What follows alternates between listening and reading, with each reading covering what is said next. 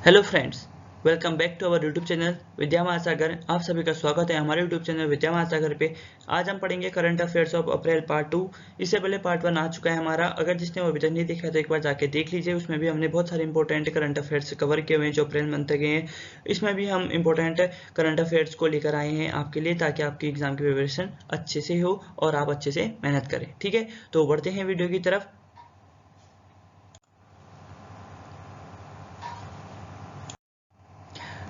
Video की तरफ बढ़ने से पहले हमारे पास एक प्यारा सा मोटिवेशन है आपके लिए।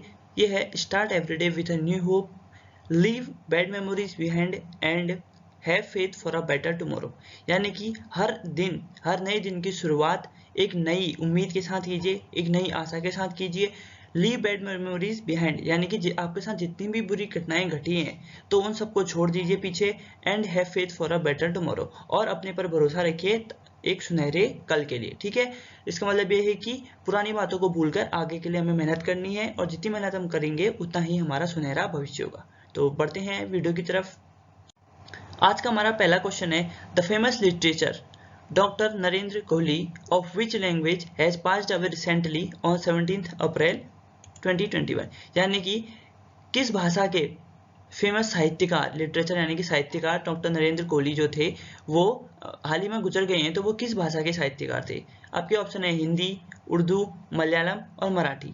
सोचिए इसका आंसर, और इसका सही आंसर है हिंदी। यानी कि जो डॉक्टर नरेंद्र कोहली हैं वे हिंदी साहित्य के एक प्रसिद्ध साहित्यकार थे, जाने माने साहित्यकार थे, जिनका निधन 17 अप्रैल 2021 को हो गया। ठीक है, यहाँ पर उनकी एक फोटो लगी हुई है जिससे कि आप उनको देख सकते हैं। नरेंद्र कोहली जी के बारे में यहाँ पर लिखा हुआ है, देखिए नरेंद्र कोहली क्या है, एक इंडियन ऑथर है। यहाँ पर लिखा हुआ है, Narendra Kohli was an Indian author writing in Hindi language. उन्होंने हिंदी लैंग्वेज में बहुत सारी किताबें लिखी हुई हैं, जैसे देखो ये तोरो कारा तोरो, अभिज्ञान, प्रत्यक्ष, अभ्युदया। ये उन्होंने कुछ इनकी फेमस किताबें, प्रसिद्ध किताबें जो उनके द्वारा लिखी गई थी। ठीक है, और वो उनका जन्म कब हुआ था? उनका जन्म हुआ था 6 जनवरी 1940, यानी कि सियालकोट पाकिस्तान में हुआ था। डाइड 17 अप्रैल 2021, 17 अप्रैल को इनकी मृत्यु हो गई। इनकी स्पाउस यानी कि इनकी जो धर्मपत्नी है वो है डॉक्टर मधुरिमा कोहली, और जो इनकी एजुकेशन हुई वो यूनिवर्सिटी ऑफ दिल्ली में रामजस कॉलेज से, जमशेदपुर कोऑपरेशन कॉलेज इन्होंने पढ़ाई। और इनके जो पुत्र हैं यानी कि इनके बच्चे हैं वो है अगस्त्या कोहली और कार्तिकेय कोहली ये। ठीक है, तो मैं उम्मीद करता हूँ कि आपको ये समझ में आया होगा। बढ़ते हैं आगे वीडियो की तरफ। हमारा सेकेंड क्वेश्चन है, online exhibition on Ramayan has been launched by whom. यानी कि रामायण पे एक ऑनलाइन एग्जीबिशन होगा, उसको किसने लॉन्च किया? जैसे अभी हम टीवी में देखते थे, अब ऑनलाइन लॉन्च होगा ताकि जो लोगों ने अभी तक नहीं देखा है वो लोग भी देख पाए रामायण को, और रामायण से बहुत कुछ जानने का मौका मिले उन्हें। तो इसलिए उनके लिए ये सब चीजें कर रहे हैं। तो इसके ऑप्शन है नरेंद्र मोदी, अमित शाह, प्रहलाद सिंह पटेल और आयुष्मान खुराना। तो जो इसका करेक्ट आंसर होगा वो क्या होगा? इसका सही आंसर होगा प्रहलाद सिंह पटेल। यानी कि प्रहलाद सिंह पटेल जी ने जो ये ऑनलाइन एग्जीबिशन ऑन रामायण है इसको लॉन्च किया था। यहाँ पर देख सकते हैं कि प्यारी सी सभी ये हैं, राम, ये सीता, ये हनुमान भगवान, और सभी रामलीला के जो प्रमुख किरदार हैं उन सभी को यहाँ पर लगाया गया है। तो आप इनको देख सकते हैं अच्छे से।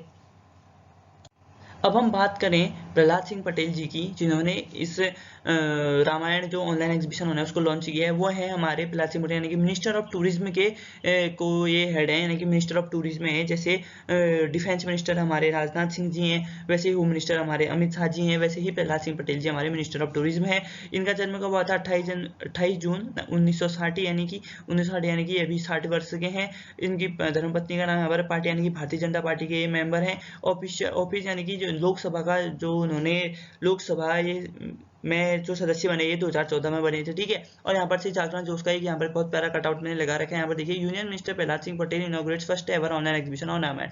यानी कि पूरी दुनिया में आज पहली बार ऑनलाइन एग्जीबिशन होगा रामायण का, तो उसको यहाँ पर लगा रखा है। ठीक है, और यहाँ पर एक देख सकते हैं the Ramayan through dream Indian miniature painting, यहाँ पर एक उसका कटआउट लगा हुआ है। तो बढ़ते हैं अगले क्वेश्चन। और इसमें आप अच्छे से देख सकते हैं कि जो टूरिज्म एंड कल्चर मिनिस्ट्री है वहाँ से क्या चीज़ किस तरीके से ये जो हमारा ये जो रामायण है ऑनलाइन एग्जीबिशन होने वाला है वो किस तरीके से होने वाला है। ठीक है, आप इसमें से पढ़ के अच्छे से समझ सकते हैं उसको। अब हम आगे की ओर बढ़ते हैं। अगला क्वेश्चन है हमारा, India signed an agreement with which country for cities combating plastic entering marine environment. यानी कि इंडिया ने किस अन्य देश के साथ समझौता किया है कि वो जो cities combating plastic entering marine environment है, इसका जो समझौता किसके साथ किया, यानी कि जो सिटीज यानी कि ऐसे बहुत सारे शहर हैं जहाँ से प्लास्टिक वेस्ट निकलता है, और जो प्लास्टिक वेस्ट होता है वो एक जगह इकट्ठा ना करके वो नदियों में जा रहे हैं, अगर नदियों में जा रहे हैं तो नदियों में जाने से वो जो मैरीन एनिमल्स हैं, यानी कि मछलियाँ हो गई, शार्क हो गई, जो भी समुद्र के अंदर जो भी जीव जंतु रहते हैं उनके लिए वो बहुत हानिकारक होती हैं। जैसे कि अगर कोई भी प्लास्टिक का थैला है, वो अगर जाके मछली के फेफड़ों में अटक जाता है तो वहाँ से बाहर नहीं निकलता और वो मछली वैसे ही मर जाती है, क्योंकि उसको सांस नहीं आती है फिर। जैसे कि आपने बहुत सारी इंटरनेट पे वीडियोस वायरल होती हैं, देखी होंगी कि किस तरीके से जो प्लास्टिक है वो सी एनिमल्स को, यानी कि मैरीन एनिमल्स को, मैरीन लाइफ को हार्म कर रहा है। तो ठीक है, तो इंडिया ने किस देश के साथ एग्रीमेंट किया है ताकि वो इस समस्या से उभर पाए, तो वो आपके ऑप्शन है कनाडा, जर्मनी, ऑस्ट्रेलिया, नॉर्वे। और बहुत सारे लोगों को इसका आंसर पता होगा, तो इसका सही आंसर है यहाँ पर जर्मनी। ठीक है, यानी कि देखिए इंडिया और जर्मनी ने हाथ मिला लिया है ताकि ये cities combating plastic and marine environment है, इसके लिए इन लोगों ने, दोनों देशों ने हाथ मिलाया है, समझौता किया है, जिससे कि ये बाकी समस्याओं का निपटारा कर सके। यहाँ पर देखिए, यहाँ पर एक मैंने कटआउट लगा रखा है, तो इसमें लिखा है देखो, India and Germany sign agreement on cities combating plastic entering the marine environment. यानी कि यहाँ पर लिखा है, फिर ये नीचे फिर पूरे डिटेल से लिखी हुई है यहाँ पर से यहाँ तक कि किस तरीके से ये सारी चीज़ें करेंगे और किस तरीके से जो ये मैराइन इन्वायरमेंट है इसको सेव करेंगे, उसके लिए यहाँ पर सारी चीज़ें लिखी गई हैं, यहाँ पर से पढ़ सकते हैं। ठीक है दोस्तों, तो बढ़ते हैं अगले क्वेश्चन की तरफ। अगले क्वेश्चन की तरफ बढ़ने से पहले सबसे पहले हम यहाँ पर जर्मनी के बारे में जान लेते हैं। जर्मनी एक कैपिटल है, कंट्री यूरोप में एक कैपिटल है, यूरोप में एक कंट्री है, ठीक है, जिसकी कैपिटल बर्लिन है और यहाँ के चांसलर एंजेला मर्केल है, यानी कि चांसलर यहाँ की प्राइम मिनिस्टर, जैसे हमारे देश में प्राइम मिनिस्टर प्रेसिडेंट होते हैं, वहाँ चांसलर होते हैं वो एंजेला मर्केल है। यहाँ की जो डायलिंग कोड है वो +49 है, इनकी जो करेंसी है वो यूरो है और पॉपुलेशन 8.3 करोड़ है, यानी कि 83 मिलियन है अकॉर्डिंग टू 2019 स्टेटस।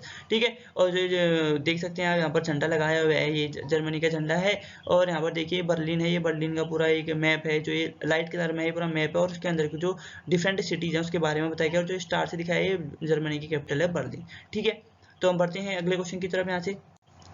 तो अगला क्वेश्चन है हमारा, the startup India seed fund scheme SISFS has been launched by whom. यानी कि जो startup India seed fund scheme है वो किसके द्वारा लॉन्च किया गया। आपके ऑप्शन है यहाँ पर पीयूष गोयल, रामनाथ कोविंद, राजनाथ सिंह जी और नरेंद्र मोदी। यानी कि जो आपके इसका करेक्ट आंसर है, सोचिए एक बार, और इसका करेक्ट आंसर है देखिए यहाँ पर पीयूष गोयल। ठीक है, यानी कि पीयूष गोयल जी ने इसको लॉन्च किया था, startup India seed fund scheme को यहाँ पर इन्होंने लॉन्च किया। और यहाँ पर देख सकते हैं कि किस तरीके से कॉमर्स और इंडस्ट्री मिनिस्टर हैं जो हमारे पीयूष गोयल जी, उन्होंने इसको लॉन्च किया। ठीक है, और यहाँ पर आप देख सकते हैं कि देखो एक कटआउट लगा रखा है बहुत प्यारा सा मैंने, देखो startup India seed fund scheme aim to support domestic entrepreneurs their business ideas. यानी कि जो छोटे छोटे नए बिजनेसमैन हैं, यानी कि जो नए एंटरप्रेन्योर्स हैं जो अपना बिजनेस शुरू करना चाहते हैं, उनको हेल्प करने के लिए इस चीज़ को यहाँ पर पीयूष गोयल जी ने यहाँ पर लाया है लोगों के लिए, ताकि उनको भी हेल्प हो सके अपना बिजनेस ग्रो करने में। ठीक है, अगला क्वेश्चन है हमारा, prime minister Narendra Modi launched how many books based on the life of Bhimrao Ambedkar. यानी कि भीमराव अंबेडकर जी हम सभी जानते हैं, जिन्होंने हमारा संविधान भी लिखा था। ठीक है, इनके जीवन के ऊपर, यानी कि इनकी लाइफ के ऊपर कितनी बुक्स को हम लॉन्च किया है, नरेंद्र मोदी जी ने हाल ही में कितनी बुक्स को लॉन्च किया है भीमराव अंबेडकर के लाइफ के ऊपर। ठीक है, यानी कि आपके ऑप्शन है 2, 6, 3, 4, 2, 6, 3, 4। कितने बुक हैं, सोचे जरा। इसका सही आंसर है 4, यानी कि 4 बुक्स हैं जिनको पब्लिश किया गया है प्राइम मिनिस्टर मोदी जी के द्वारा भीमराव अंबेडकर के लाइफ के ऊपर। और इन बुक्स का नाम है देखो, डॉक्टर अंबेडकर जीवन दर्शन, डॉक्टर अंबेडकर व्यक्ति दर्शन, डॉक्टर अंबेडकर राष्ट्र दर्शन और डॉक्टर अंबेडकर आयाम दर्शन। इन सभी चीज़ों के बारे में ये सभी जो बुक हैं, ये 4 अलग अलग बुक हैं जिसमें भीमराव अंबेडकर की लाइफ से जुड़ी हुई बातों के बारे में हमें बताया गया है। ठीक है, और देख सकते हैं आप यहाँ पर, ये राष्ट्र दर्शन बुक है, ये जीवन दर्शन बुक है, ये व्यक्ति दर्शन बुक है और ये आयाम दर्शन बुक है। ये भीमराव अंबेडकर जी बने हुए हैं इन सभी बुकों में, और नरेंद्र मोदी जी ने इसको लॉन्च किया। और इनका जो संपादन है वो किसने किया है, किशोर मकवाणा जी ने कर रखा है। किशोर मकवाणा जी ने इसका लॉन्च कर रखा है, इसका संपादन कर रखा है, तो आप यहाँ से देख सकते हैं। ठीक है, इसका सही आंसर होगा इंस्टीट्यूटो डी एस्ट्रोफिजिसिया डी कैनरीज। यहाँ पर ये जो नया सुपर अर्थ है, इसकी डिस्कवरी यहाँ पर दिखाई गई है, इन्होंने इसको डिस्कवर किया है और इसके बारे में अभी हम जानते हैं आगे। और यहाँ पर लिखा है देखो, ये न्यूज कटआउट है, न्यू सुपर अर्थ discovered near red dwarf star. यानी कि जो रेड ड्वार्फ स्टार है, ये पीछे दिख रहा होगा, इसके सामने ही एक सुपर अर्थ की डिस्कवरी की है किस इंस्टीट्यूट ने, जिसका नाम अभी मैंने आपको बताया था। और यहाँ पर जो जो नया सुपर अर्थ है उसकी जो डिटेल्स हैं उसके बारे में ये है कि a new found super earth, यानी कि जो अभी अभी फाउंड किया गया super earth has been discovered 36 light years from earth, यानी कि अर्थ से 36 लाइट ईयर्स दूर है वो, ठीक है, 36 लाइट ईयर से इतने दूर है वो, डिस्कवर किया गया। A year on the planet, यानी कि जो ये नया सुपर अर्थ है उसके प्लेनेट में एक साल, only be 2 days 9 hours and 30 minutes long in earth, ठीक है। वो सिर्फ जो उसमें इंडिया में एक साल कितने, एक साल मतलब पूरी पृथ्वी में एक साल 365 दिन का होता है, यानी कि 365 डेज का होता है। लेकिन जो ये नया सुपर अर्थ है इसमें जो पूरा एक साल है वो सिर्फ कितना टाइम का होता है, 2 दिन 9 घंटे और 30 मिनट, यानी कि 3 दिन भी पूरे से अच्छे नहीं है, ढाई दिन भी अच्छे से नहीं होते हैं यहाँ, तो इतने जल्दी यहाँ एक साल खत्म हो जाता है। It is the second shortest orbit of any planet detected around a red dwarf so far, यानी कि अभी तक जो ड्वार्फ है, जहाँ ड्वार्फ ऐसे प्लेनेट होते हैं जिनमें लाइफ पॉसिबल नहीं होती है, ठीक है। तो ऐसे प्लेनेट जिन पे ये शॉर्टेस्ट ऑर्बिट है, मतलब कि जो ये साल इतने जल्दी खत्म होता है, सेकंड शॉर्टेस्ट ऑर्बिट है, ठीक है। आगे बढ़ते हैं अपने अगले क्वेश्चन की। यहाँ पर मैंने इंस्टीट्यूटो डी एस्ट्रोफिजिक्सा डी कैनरिस के बारे में डिटेल्स को अटैच किया है जिन्होंने इस नए ड्वार्फ प्लेनेट की डिस्कवरी की है, तो आप इसको यहाँ पर से देख सकते हैं। तो अब अगला क्वेश्चन हमारा, what is the rank of India in world freedom press freedom index 2021 released by reporters without borders, यानी कि जो इंडिया की रैंक है वर्ल्ड प्रेस फ्रीडम इंडेक्स 2021 में क्या है जिसे रिपोर्टर्स विदाउट बॉर्डर्स पब्लिश करता है। तो इसमें आपको बताना है इसकी इंडिया की रैंक क्या है। ऑप्शन है 141, 142, 143 और 144। तो इसका सही आंसर क्या होगा बताइए। इसका सही आंसर होगा आपका कितना होगा, 142, यानी कि इंडिया की जो पिछले साल की रैंकिंग थी वो भी 142 थी, इस साल की जो रैंकिंग है 142 ही है, यानी कि इंडिया का कोई सुधार नहीं हुआ है इसमें। तो बहुत सारी चीजें हैं जो अभी इंडिया को सुधार करनी है, जिसकी वजह से जो प्रेस फ्रीडम, यानी कि जो ये मीडिया है, प्रेस फ्रीडम का मतलब ये होता है कि कौन सा मीडिया, किस देश का मीडिया बिना किसी डर के, यानी कि बिना किसी दबाव के कुछ भी न्यूज को प्रिंट कर रहा है बिना किसी दबाव के, ठीक है। अब 142 पे तो हम इससे सोच सकते हैं कि इंडिया के जो न्यूज चैनल है उस पर कितना दबाव होता होगा और वो कितने बाइस्ड होते होंगे, ठीक है। तो बढ़ते हैं। तो वर्ल्ड प्रेस फ्रीडम इंडेक्स, यानी कि द इंडियन एक्सप्रेस ने भी यहाँ पर इसको अपने कटआउट पे लगा रखा है कि world press freedom index India retains 142 of 180 spot, यानी कि जो टोटल 180 कंट्रीज के ऊपर ये जो ये लिस्ट बनाई गई थी, यानी कि 180 कंट्रीज को ध्यान में रखते हुए ये लिस्ट बनाई थी, और 180 में से इंडिया की रैंक आई है 142, यानी कि आप कह सकते हो कि 3/4 जो है वो भी नहीं आई है इंडिया की, ठीक है। तो remains one of the world's most dangerous countries for journalist, और इंडिया को क्या नाम दिया गया है, वर्ल्ड्स मोस्ट डेंजरस कंट्रीज, यानी कि जर्नलिस्ट के लिए सबसे ज्यादा खतरनाक देश इंडिया को यहाँ पर बताया गया है। किसके द्वारा, ये जो प्रेस फ्रीडम रिपोर्ट को जो करते हैं वो। नीचे क्या लिखा है, for India the latest report has blamed an environment of intimidation created by BJP supporters for any critical journalist, यानी कि ये कह रहे हैं कि जो बीजेपी के सपोर्टर हैं उन्होंने डर का माहौल पैदा कर दिया है, कह रहे हैं जर्नलिस्ट के लिए। इस रिपोर्ट में इन्होंने ऐसा लिखा है, इस मार्गरेट एंटी स्टेट और एंटी नेशनल, और ये कह देते हैं कि जो भी बीजेपी के खिलाफ बोलते हैं उनको एंटी स्टेट और एंटी नेशनल तरीके से उसको ट्रीट करने लग जाते हैं। ये चीज़ यहाँ पर इन लोगों ने लिखी है। तो देखिए यहाँ पर एक बहुत ही दुखद बात है, इंडिया की जो पोजीशन है वो बहुत सुधरी हुई होनी चाहिए, एक डेमोक्रेसी है, तो यहाँ पर हम उम्मीद कर सकते थे कि इंडिया की पोजीशन बेटर हो, लेकिन अब हम क्या कर सकते हैं, अब जो ये रिपोर्ट है इसके अकॉर्डिंग हमको चलना पड़ेगा, यानी कि 142 यहाँ पर रैंक है इंडिया की, जिस तरीके से हम देख रहे हैं। तो अब बढ़ते हैं आगे। तो यहाँ पर लिखा है कि the parameters to decide the press freedom include, यानी कि जो पैरामीटर है कि जो प्रेस फ्रीडम है उसको किस तरीके से इंक्लूड करते हैं, media independence, pluralism, media environment and self censorship, legalistic framework, transparency in the news और क्वालिटी इंफ्रास्ट्रक्चर। इन 6 पॉइंट पे देख के, इन जो ये सभी 6 पॉइंट है, इन 6 पॉइंट पे देख के ही ये जो प्रेस फ्रीडम इंडेक्स है वो बनाया जाता है, ठीक है। आगे बढ़ते हैं हम। और जो की पॉइंट है वर्ल्ड प्रेस फ्रीडम इंडेक्स के, मैं आपको फटाफट बता देता हूँ। ये है कि 180 कंट्रीज को लिया गया, जिसके ऊपर ये टेबल बनाई है, जो पूरा इंडेक्स बनाया गया है। नॉर्वे ने टॉप किया है, देखो नॉर्वे ने टॉप किया है, और 5वें लगातार साल के लिए इन्होंने कंसेक्यूटिव किया है, जबकि फिनलैंड और डेनमार्क ने 2nd और 3rd प्लेस हासिल की है। एरिट्रिया एक देश है जिसने 180 पोजीशन की लास्ट पोजीशन पाई है, और इंडिया ने कितनी पोजीशन है, 142 पोजीशन है, आपको बताइए। साउथ एशियन कंट्री, यानी कि इंडिया के अड़ोसी पड़ोसी देश, चाइना की तो 177 है, आपको पता है चाइना में डिक्टेटरशिप टाइप की चलती है, नाम की डेमोक्रेसी होता है, कुछ डेमोक्रेसी नहीं है, डिक्टेटरशिप चलती है, जिसकी वजह से 177 है। और बांग्लादेश की 152 है, पाकिस्तान की 145 है, ठीक है। ऐसी मतलब ये जो साउथ एशियन कंट्रीज है, इन सब की आप देख सकते हैं कि इनकी जो यहाँ की जो मीडिया है उनकी जो हालत है वो कितनी खराब है। तो बढ़ते हैं हम अपने वीडियो में आगे। अगला क्वेश्चन है, देखो यहाँ पर, who is the first woman to climb Mount Annapurna, Mount Annapurna पे क्लाइंब करने वाली पहली महिला कौन है। प्रियंका मोहिते, पूनम मोहिते, टीना मोहिते, अंजलि मोहिते। और इसका करेक्ट प्रियंका मोहिते। प्रियंका मोहिते देखिए यहाँ पर इन्होंने जब इंडिया का झंडा फहरा रही हैं जब ये क्लाइंब कर चुके होंगे माउंट अन्नपूर्णा को, ठीक है। Priyanka Mohite is the right answer. जिसने भी गेस किया उसको बहुत बहुत बधाई। और यहाँ पर देखिए बहुत प्यारा कटआउट लगा रखा है इंडिया न्यूज ने भी, यानी कि द हिंदुस्तान टाइम्स ने भी कवर कर रखा है। महाराष्ट्र यानी कि महाराष्ट्र की है Priyanka Mohite becomes first Indian to scale Mount Annapurna world's 10th highest peak, यानी कि विश्व की 10वीं सबसे बड़ी चोटी है माउंट अन्नपूर्णा। सबसे बड़ी कौन सी है आपको पता है, माउंट एवरेस्ट है। तो सबसे बड़ी माउंट एवरेस्ट और 10th हाईएस्ट है वो है अन्नपूर्णा। और इंडिया की पहली महिला बन जाती है जिन्होंने इस पहाड़ पर अपना परचम लहराया है, ठीक है। और ये यहाँ पर इनका कटआउट है, यहाँ पर पीछे टेंट लगा हुआ है, ठीक। और यहाँ पर देखिए माउंट अन्नपूर्णा की एक बहुत ही खूबसूरत सी फोटो है।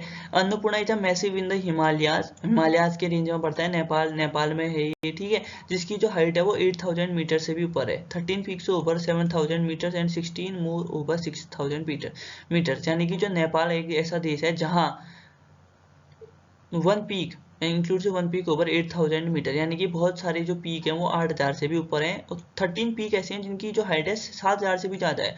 और 16 मोर ऐसी पीक्स हैं जिनमें 6000 मीटर से भी ज़्यादा उनकी लंबाई है, ठीक है। और इसका जो ये हमारा माउंट अन्नपूर्णा है इसकी एलिवेशन है 8091 मीटर और इसका एलिवेशन है इतना।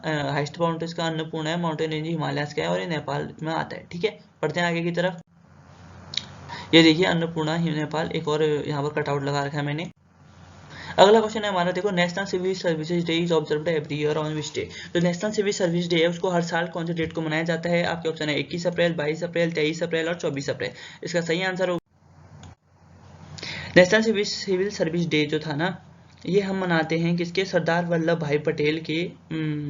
उन्होंने इसकी शुरुआत करी थी, तो उन्हीं के नाम पे हमने नेशनल सिविल सर्विसेज डे मनाना शुरू किया है हर साल, ठीक है। और यहाँ पर दिखाई देखो the man behind the interception of Indian civil service, यानी कि इंडियन सिविल सर्विसेज शुरू करने के पीछे किसका हाथ था?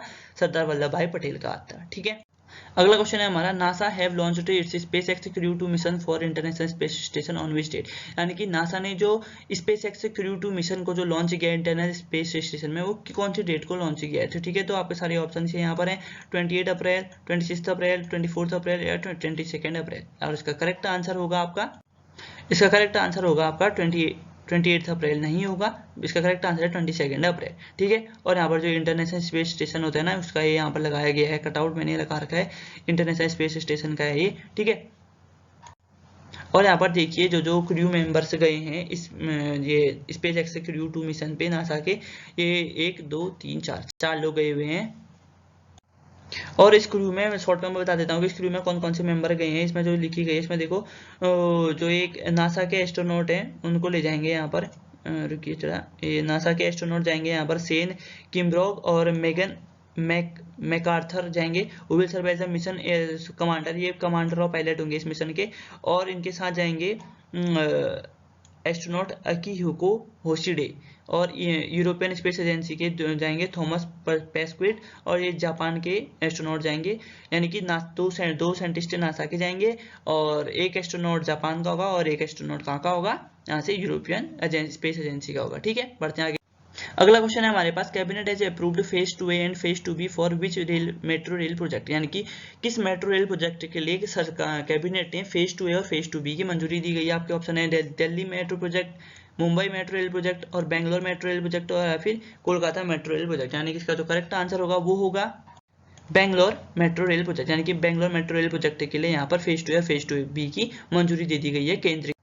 और यहाँ पर आप देख सकते हैं कटआउट लगाया, सेंट्रल गवर्नमेंट है अप्रूव से Bangalore metro phase 2A and phase 2B को अप्रूव कर दिया गया, उसके बारे में यहाँ पर लिखा हुआ है। और यहाँ पर जो हमारे मिनिस्टर हैं किसके? Ministry of information and broadcasting के जो मिनिस्टर हैं उन्होंने इसको लॉन्च किया है। और यहाँ पर उसी की यहाँ पर एक पूरा कटआउट लगाया गया है किसका? Ministry of information and broadcasting government of India की तरह जो एक पोर्टल को खोला गया है उसमें से मैंने यहाँ पर लेके आया हूँ, और वही चीज़ है ये, ठीक है। Every year on which date world earth day is celebrated, ठीक है। यानी कि हर साल वर्ल्ड अर्थ डे कब मनाया जाता है? आपका ऑप्शन है 21 अप्रैल, 22 अप्रैल, 23 अप्रैल, 24 अप्रैल। ये मनाया जाता है हर साल किस तारीख को? और आपका सही आंसर हो 22 अप्रैल, यानी कि हर साल 22 अप्रैल को वर्ल्ड अर्थ डे मनाया जाता है, ठीक है। और इस साल वर्ल्ड अर्थ डे का जो थीम है वो क्या है? रिस्टोर अवर अर्थ ठीक है, यानी कि अपनी जो हमारी जो पृथ्वी है उसको हमको रिस्टोर करने की जरूरत हो गई, क्योंकि बहुत सारा ग्लोबल वार्मिंग, प्लास्टिक वेस्ट है, हर चीज़ बढ़ रही है, तो हमें इसे रिस्टोर करने की बहुत ज़्यादा जरूरत है। तो ये इस साल का थीम यही। और जो अगला क्वेश्चन है वो है who addressed the fifth virtual global forum on TB vaccine, यानी कि जो टीबी वैक्सीन है उस पर फिफ्थ वर्चुअल ग्लोबल मीटिंग को फ्रॉम इंडिया से किसने होस्ट किया।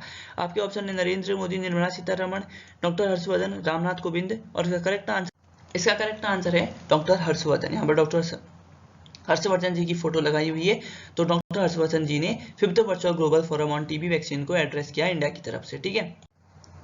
और यहाँ पर मैंने सारे डिटेल से लगा दिए हैं, जो भी बातें fifth virtual global meeting TB vaccine पे हुई थी, उन सभी चीजों के बारे में यहाँ पर लिखा हुआ है। अगला क्वेश्चन है हमारा who became the 68th Indian grand master, ठीक है, यानी कि जो एक ग्रैंड मास्टर टाइटल होता है वो चेस में दिया जाता है, सभी को पता होगा। तो 68th ग्रैंड मास्टर कौन बनी है, आपके ऑप्शन है जीसी मुर्मू, अर्जुन कल्याण, विश्वनाथन आनंद और अभिषेक मेनन, और आपका सही आंसर है अर्जुन कल्याण, ठीक है। यानी यहाँ पर चेस बोर्ड भी लगाया गया है। अर्जुन कल्याण जो है हमारे 68th इंडियन ग्रैंड मास्टर है। और अर्जुन कल्याण के बारे में यहाँ पर लिखा हुआ है, अर्जुन कल्याण जो है इंडियन चेस प्लेयर है, कहाँ से, इन तमिलनाडु के हैं ये इंडियन, जो ये अर्जुन कल्याण है ये तमिलनाडु से हैं। और उनके बारे में यहाँ पर 17 जून 2002 को ये बॉर्न हुए थे, यानी कि अभी इनकी 18 ईयर्स ऑफ एज है। और इनको जो पास जो टाइटल है वो FIDE टाइटल है, 2018 में इनको मिला था। और इनकी जो पीक रेटिंग है, जो सबसे ज़्यादा इनकी रेटिंग थी वो थी 248 2019 में इन्होंने अचीव करी थी। और ये अभी क्या बन गए हैं, इंडिया के 68th ग्रैंड मास्टर बन चुके हैं। अगला क्वेश्चन है हमारा which space agency has collected oxygen from the surface of Mars, यानी कि मार्स के सरफेस पे किस एजेंसी ने हमारा क्या कर दिया है, ऑक्सीजन के सैंपल को डिस्कवर कर लिया है, वो किसी स्पेस एजेंसी ने किया है। आपका ऑप्शन है इसरो, स्पेस एक्स, रोस्कॉस्मोस और नासा, ठीक है। इसका सही आंसर है नासा, ठीक है। आप सभी को पता होगा हाल ही में नासा ने जो स्पेस मिशन भेजा था मार्स पे, उन्होंने अपना एक हेलीकॉप्टर भेजा था, उसको उन्होंने मार्स पे उतारा। और सबसे पहला जो हेलीकॉप्टर था वो मार्स पे नासा के द्वारा चलाया गया, उसको कम से कम उसका कुछ 30 सेकेंड के लिए चलाया गया था शायद। तो आप लोग इसके बारे में डिटेल से पता कर लेना। इन लोगों ने उसको उतारा और उसने ही वहाँ के सरफेस में ऑक्सीजन को डिटेक्ट किया, ठीक है। और यहाँ पर लिखा गया है, देखो यहाँ पर बता भी रखा है, NASA extracts breathable oxygen on Mars in historic first, यानी कि पहले ही अटेम्प्ट पे इन्होंने ऑक्सीजन को डिस्कवर कर लिया है, बिना किसी फेलियर के इन्होंने इसको डिस्कवर कर लिया है। और यहाँ पर देख लीजिए नासा है, नासा के हेडक्वार्टर है हमारे वाशिंगटन DC में, और उनके जो फाउंडर हैं वो ये हैं। और 1 अक्टूबर 1998 को ये यहाँ पर फाउंड हुआ था, ठीक है। ये जो मेन चीज़ इसकी क्या क्या है, हेडक्वार्टर्स कहाँ है और एक कब फाउंड हुआ था, इस चीज़ को आप याद कर लेना। बढ़ते हैं अगले क्वेश्चन। इंडिया की रैंक क्या है global energy transition index ETI, यानी कि ग्लोबल एनर्जी ट्रांजिशन इंडेक्स में what is the rank of India. तो इसका जो ऑप्शन है आपके पास वो क्या है, 87th, 88th, 89th, 90th।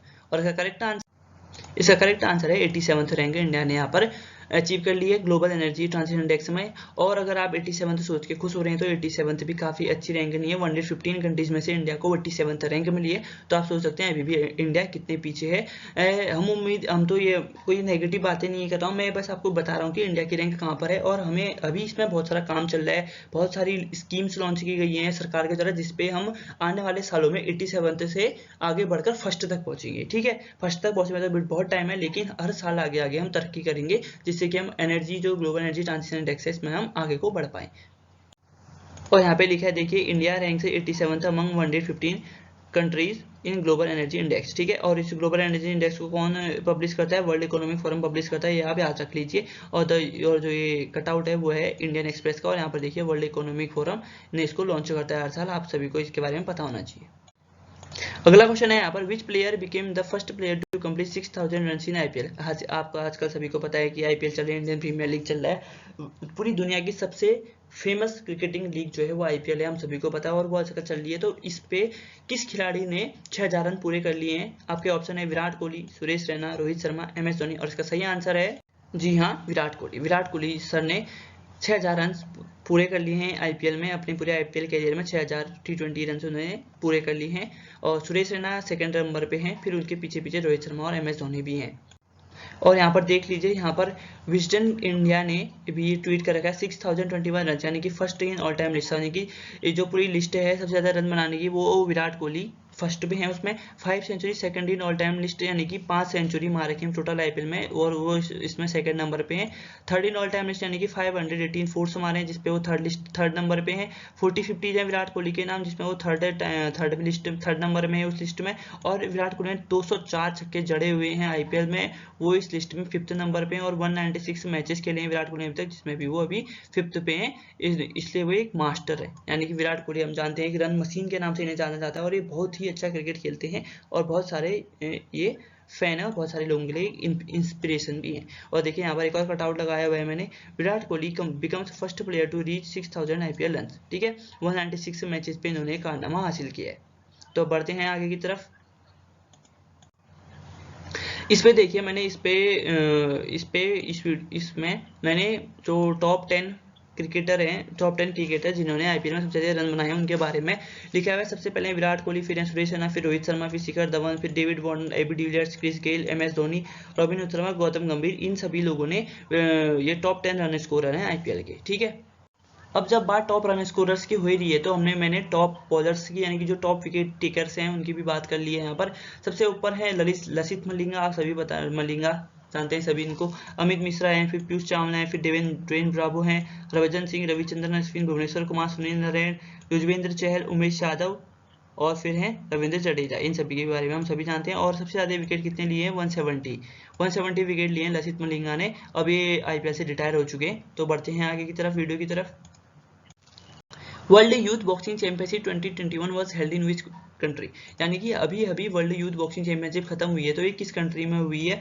इसका आपका ऑप्शन है इंडिया, हंगरी, इंडोनेशिया, पोलैंड। और इसका सही आंसर है पोलैंड। यानी कि पोलैंड में अभी वर्ल्ड यूथ बॉक्सिंग चैंपियनशिप खत्म हुई है, ठीक है। और इसमें और जो वर्ल्ड बॉक्सिंग चैंपियनशिप है, इसमें इंडिया का बहुत ही अच्छा क्या कहते हैं प्रदर्शन रहा है। आप देख सकते हैं जिन जिन लोगों ने पूरे मेडल जीत रखे हैं उनकी लिस्ट यहाँ पर है। और FISTO जो ऑफिशियल ट्विटर हैंडल है इंडिया का, वहां से भी इनको बधाई दी गई है, ठीक है।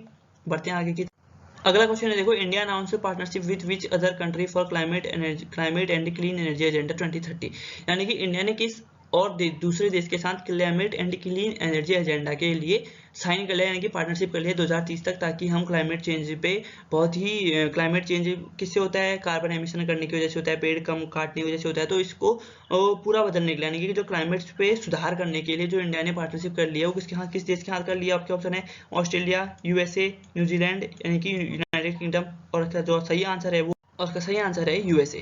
यानी कि देखिए, climate change concrete action needed Modi, यानी कि मोदी जी ने जो ये समिट हुई इनके बीच में, तब इन्होंने कहा कि जो क्लाइमेट चेंज के लिए बहुत कॉन्क्रीट एक्शन यानी कि मजबूत कदम यहाँ पर उठाने पड़ेंगे, ताकि क्लाइमेट चेंज को रोकना है अगर हमने, तभी ये हमें मजबूत कदम उठाने पड़ेंगे ताकि हम क्लाइमेट चेंज क्या बहुत ही अच्छे बहुत ही बुरे एग्जाम्पल अभी दिख रहे हैं हमें। जैसे अभी ही हाल ही में फरवरी में उत्तराखंड में एक पूरा ग्लेशियर टूट गया था, और आजकल में ही न्यूज आ रही है कि टिहरी पे भी एक और ग्लेशियर यानी कि एक पहाड़ टूट चुका है। वहां पर जो रीजन बताया जा रहा है कि वो ज्यादा बर्फबारी होने के कारण वो टूट चुका है, एक पहाड़ है वो टूट चुका है। तो देखिए, क्लाइमेट चेंज की वजह से क्या क्या चीजें हो रही हैं। तो हमें इसे टैकल करने के लिए इन लोगों ने, इंडिया और USA ने पार्टनरशिप कर ली।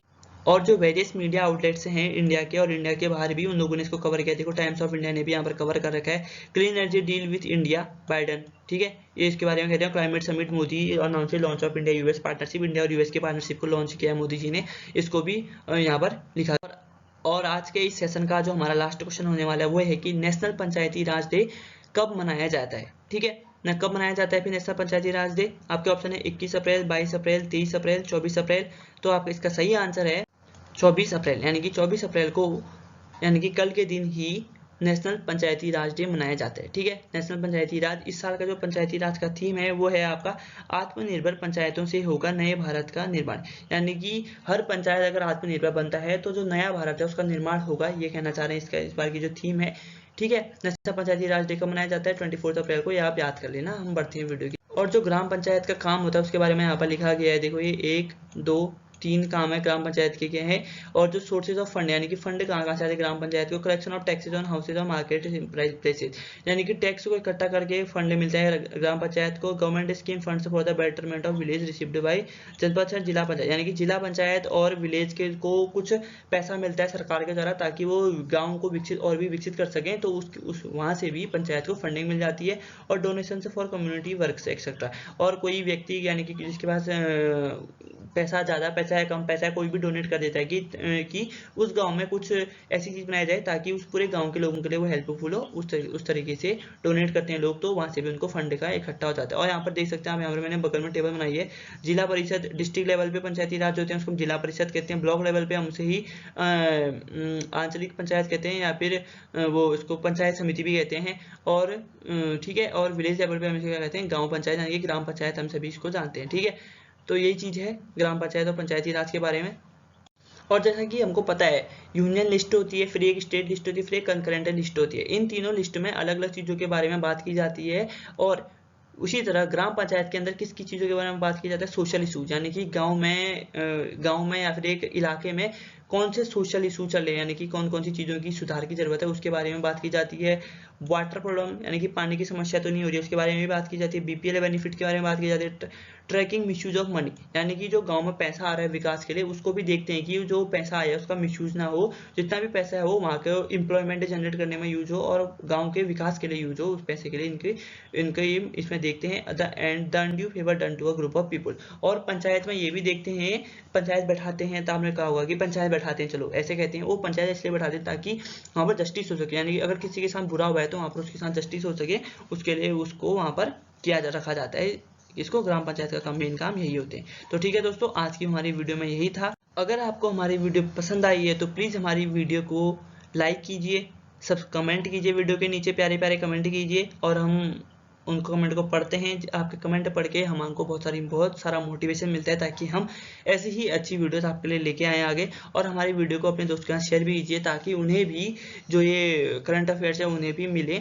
और करंट अफेयर्स के अंदर आप सोचते होंगे कि यार 20 ही करंट अफेयर्स तो ये बहुत लंबी वीडियो खींच जाती है, लेकिन 20 करंट अफेयर्स के अंदर ही मैं बहुत सारी चीज़ें कवर कर देता हूँ और उनको क्लियरली एक्सप्लेन करता हूँ ताकि आपको वो कहीं और जाके उसको दोबारा सर्च करने की जरूरत ना पड़े, आपको वो अच्छे से पूरी जो इन्फॉर्मेशन है वो आपको यहाँ पर हमारी वीडियो में मिल जाए। यही मेरा पूरा जो मेन एम रहता है वीडियो बनाने का और पूरे क्वेश्चंस को आपको बताने का, यही मेन एम रहता है मेरा।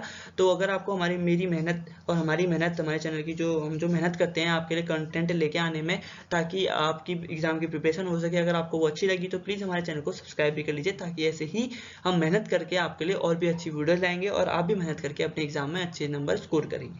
ठीक है दोस्तों, और आप सभी को पता है कोविड-19 का समय चल रहा है और कोविड-19 के केसेस में बहुत ही ज़्यादा वृद्धि हो रही है। तो आपको क्या करना है, स्टे होम व्हेन पॉसिबल, यानी कि पहला स्टेप ये है कि जब आपका बाजार में कुछ काम नहीं है तो आप स्टे होम यानी कि घर पर ही रहें। ठीक है, अगर बाहर जाएंगे, बाहर भीड़ होगी तो आपको कोरोना वायरस आ सकता है। अगर आप घर पे रहेंगे तो आप सेफ फील करेंगे।